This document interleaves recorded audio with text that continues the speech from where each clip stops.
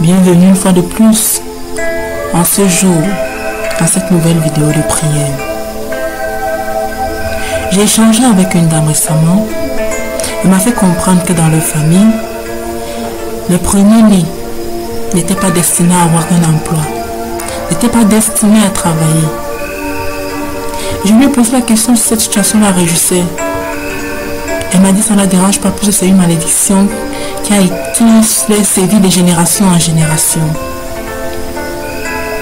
Que c'est comme ça dans leur famille et qu'elle n'y peut rien. Est-ce que vous y croyez? Est-ce que vous y croyez? Je me dis toujours, avec la parole de Dieu, on peut tout vaincre. Avec la parole de Dieu, on peut vaincre les fondations familiales. Avec la parole de Dieu, on peut briser toute chaîne. Alors mon frère, ma soeur, écoute cet enseignement aujourd'hui sur la parole de Dieu, car avec elle, tu peux marcher sur les serpents. Avec elle, tu peux marcher sur les scorpions. Avec elle, tu prends autorité sur ta vie. Autorité sur la vie de tes enfants. Autorité sur la vie de ta famille. Avec elle, tu brises toute chaîne. Tu brises tout lien. Avec elle, l'ennemi est mis de sans effet devant toi. Écoute cet enseignement. La parole de Dieu nous permet de vaincre le diable. Le diable existe vraiment et il est terrible. Il est beaucoup plus fort que nous et son but est de tromper et détruire. Jésus a dit, il a été meurtrier dès le commencement, et il ne s'est pas tenu dans la vérité, parce que la vérité n'est pas en lui. Lorsqu'il profère le mensonge, ses paroles viennent de lui-même car il est menteur et le père du mensonge. Jean 8.44, et pourtant, il a été définitivement vaincu par la mort et la résurrection de Jésus. La Bible nous enseigne que Christ s'est fait homme, afin d'écraser par sa mort celui qui détenait le pouvoir de la mort, c'est-à-dire le diable. Hébreux, sa destruction est incontestable, mais pas encore finale. À cause du sang de Jésus versé pour nos péchés, le diable ne peut détruire ceux qui sont en Christ parce que ses accusations ne sont plus valables. La seule chose qui puisse nous condamner à la ruine éternelle est le péché non pardonné, mais par la croix, nous avons obtenu un plein pardon. Ainsi donc, le diable peut nous tuer, mais non pas nous condamner, la seule chose qui puisse nous vouer à la destruction éternelle est le péché impardonnable. Mais la croix a obtenu le pardon complet. Il a effectivement un tel pouvoir. Jésus a dit à l'église de Smyrne, « Ne crains pas ce que tu vas souffrir. Voici que le diable va jeter quelques-uns d'entre vous en prison, afin que vous soyez éprouvés, et vous aurez une tribulation de 10 jours. Sois fidèle jusqu'à la mort, et je te donnerai la couronne de vie. » Apocalypse 2.10, où se trouve donc la victoire? Jean nous l'apprend dans Apocalypse 12.11, ils l'ont vaincu, le diable, à cause du sang de l'agneau et à cause de la parole de leur témoignage, et ils n'ont pas aimé leur vie jusqu'à craindre la mort. En comptant sur le sang de Jésus pour couvrir tous leurs péchés et en s'accrochant fermement à leur foi, même dans la mort, ils ont vaincu le diable. Nous triomphons du diable toutes les fois où ses plans pour miner notre foi sont réduits à néant.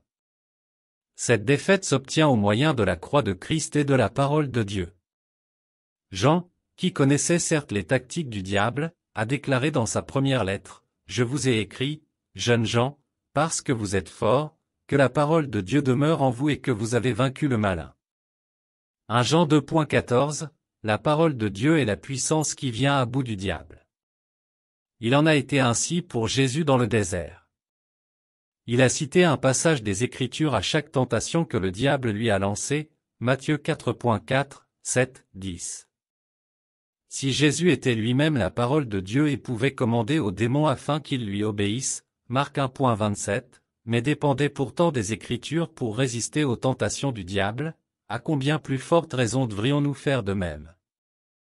Paul a confirmé ce principe en ajoutant, « Prenez, en toutes circonstances, le bouclier de la foi, avec lequel vous pourrez éteindre tous les traits enflammés du malin. » Éphésiens 6.16, la foi est donc le grand vainqueur du diable. Résistez-lui, ferme en la foi. 1 Paul 5.9, mais en quoi devons-nous croire? En la parole de Dieu et en ses promesses. C'est pourquoi Paul donne ses instructions à Timothée, or il ne faut pas que le serviteur du Seigneur ait des querelles. Il doit au contraire, enseigner et redresser avec douceur les contradicteurs, dans l'espoir que Dieu leur donnera la repentance, pour arriver à la connaissance de la vérité, pour se dégager des pièges du diable qui les a capturés, afin de les soumettre à sa volonté. 1 Timothée 2.24 à 26, l'enseignement est l'instrument que Dieu utilise le plus fréquemment pour délivrer des pièges du diable. Et qu'enseignons-nous? La connaissance de la vérité, la parole de Dieu. Si tu as aimé ce message aujourd'hui, si tu as aimé cet enseignement aujourd'hui, alors clique sur le pouce bleu, like la vidéo, n'oublie pas de laisser un commentaire et surtout partage cette vidéo afin que des frères et sœurs comme toi puissent en bénéficier de cet enseignement. Que le Seigneur vous bénisse. Amen.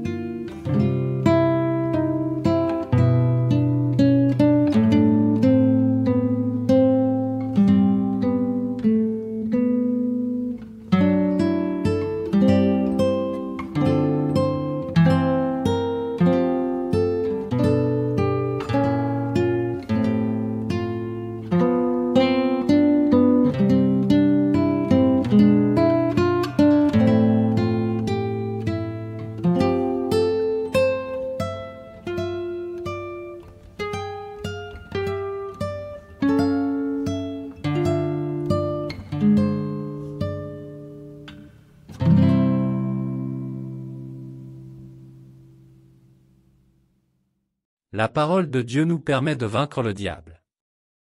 Le diable existe vraiment et il est terrible. Il est beaucoup plus fort que nous et son but est de tromper et détruire.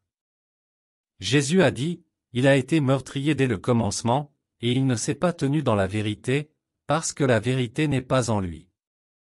Lorsqu'il profère le mensonge, ses paroles viennent de lui-même car il est menteur et le père du mensonge.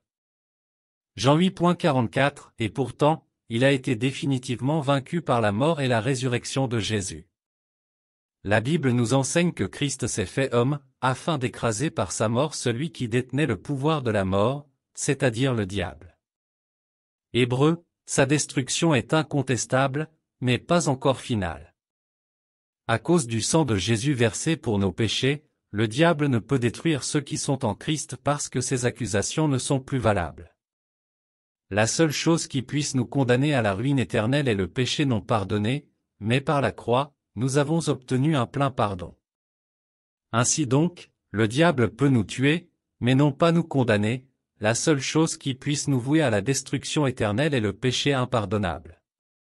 Mais la croix a obtenu le pardon complet. Il a effectivement un tel pouvoir.